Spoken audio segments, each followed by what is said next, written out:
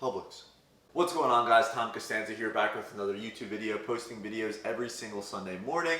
Today, as you guys see by the title, we are going to be making a pit stop at the famous Publix grocery store, picking up a pre-made pizza dough, and we're going to be turning it into the best pizza ever, something that's worthy of putting on your Instagram story that you're not too embarrassed to show the world. Let's get started.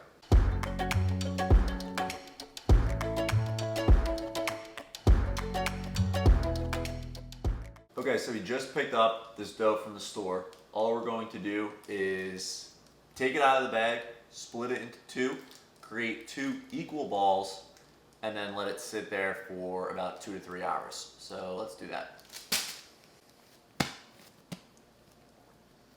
So the dough looks really good, I will say that.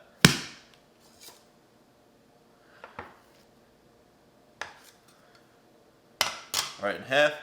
And then all we're going to do is just make 2 equal balls.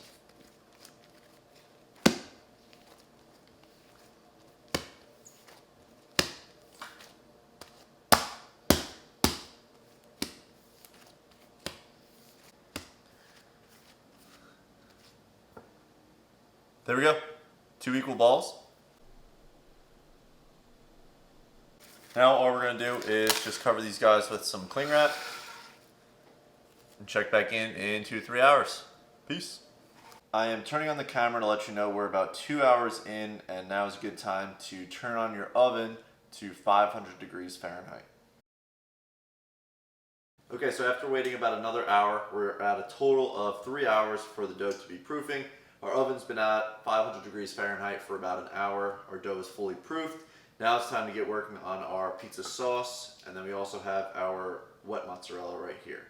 So in order to do our pizza sauce, all we have is just a regular can of tomato sauce. You could get a bigger can of San Marzano tomatoes, but since I'm only making 2 pies, a small can works perfectly fine. But this is just tomato sauce. All we're gonna do is just add a little bit of salt and a little bit of olive oil, just to add a little bit of flavor, make it a little kick. You can add some fresh basil leaves as well, if you have a basil plant. I do not in my apartment, so we're just gonna do without it. And you just wanna give that a good mix. Here I actually do have dry basil leaves, so we're gonna add just a little bit of that into our tomato sauce as well. Now our next thing is just going to be our fresh mozzarella. So we just want to cut these into smaller pieces. You can leave your pieces big, or you can cut them smaller if you want. From experience, I like cutting them a little bit smaller, just because they don't pull off the pizza after you take a bite when you cut them smaller, because they're not really attached to each other. Okay, now we are ready to make our first pizza. So we want to flour our work surface first.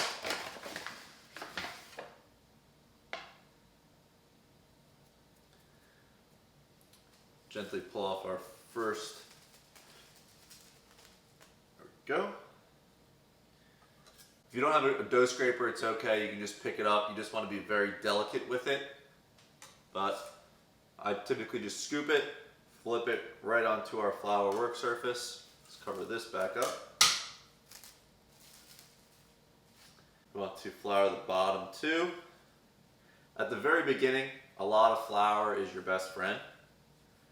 Then you just want to not put your fingertips on the crust, everywhere but the crust. Just pressing in. You want to press all the air out from the center into the crust. Flip it over, same thing.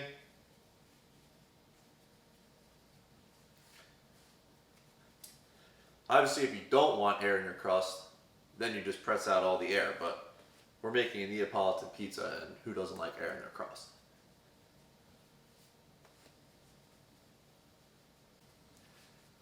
Okay, and then once all the air is out, you just want to gently start stretching.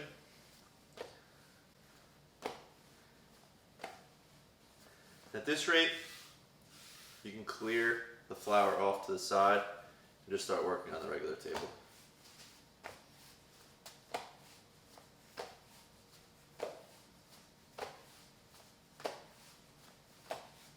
Now, I did not make this dough, but you can kind of tell by feeling it that it's kind of a low hydration.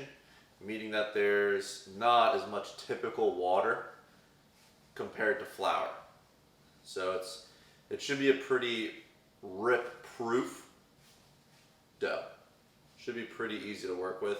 The only thing is, if it's not really stretching on you, you don't want to force the stretch, because that's how you get the rip.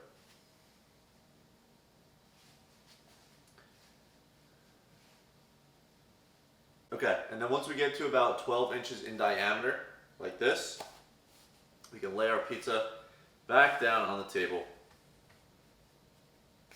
Now, very important here, all we add is the tomato sauce. When you have an oven that only cooks up to 500 degrees, you want to pre-cook the dough first.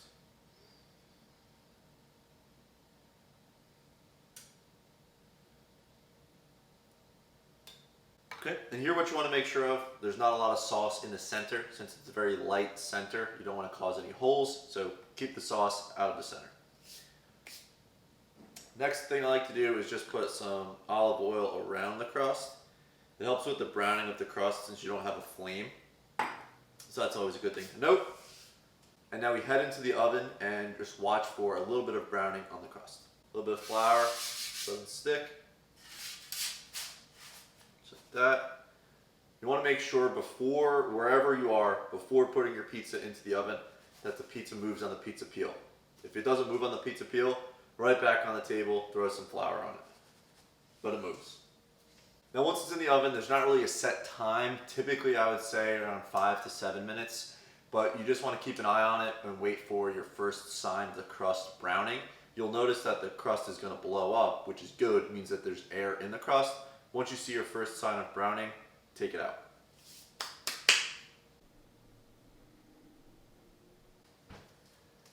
Okay, so this is after about 5 minutes or so. We have our first sign of browning on the crust. So we're going to take it out. We have to work very quickly here because we don't want the pizza to get damp or else it's going to stick to the pizza peel. So we just want to throw on our mozzarella.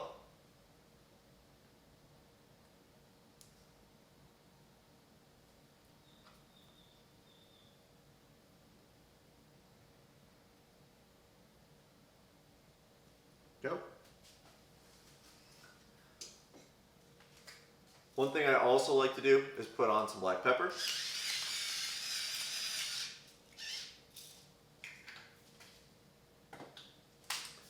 Last thing is some olive oil. And olive oil back on the crust. Working very quick, still shakes, back into the oven. Now same as before, we want to keep an eye on our pizza. We don't want the mozzarella to start bubbling because then it's burning. We just want to make sure that the mozzarella is completely melted. It should be, since we pre-cooked our dough, it should lead to a very nice brown crust that's crunchy on the outside, soft on the inside, and then all of our mozzarella is completely melted. So let's keep an eye on this and wait for that to be done. Okay, our pizza's completely done. Let's check in and see how we did.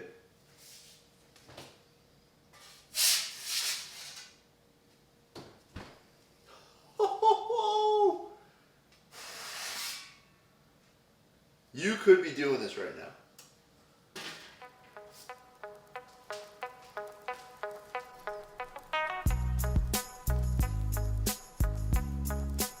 Look at the size of this crust here.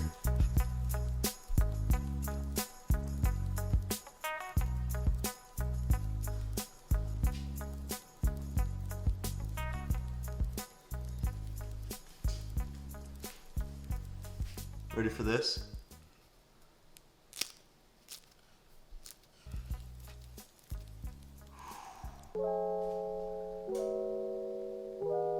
Okay, let's get into this guy, see how we did. We're bringing out the big guns for this.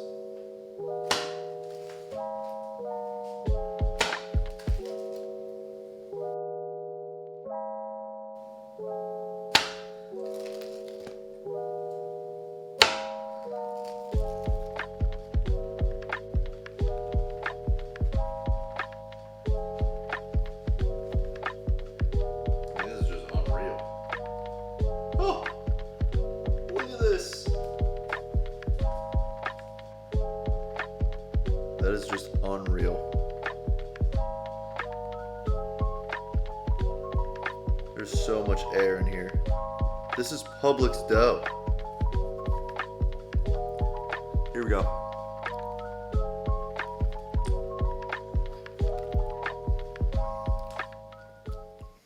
I mean, this is literally so easy.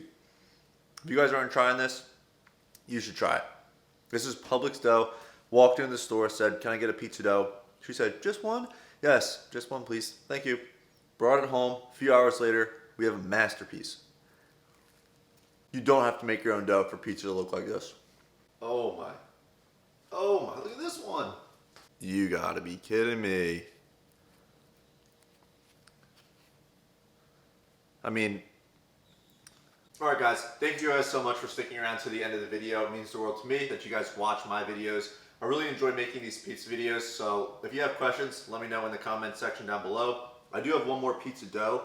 My girlfriend's on her way home from work, so I'm going to get working on this pizza dough, try and make it a little bit better than mine, and I will see you guys next Sunday, 9 a.m. Eastern Standard Time. Peace.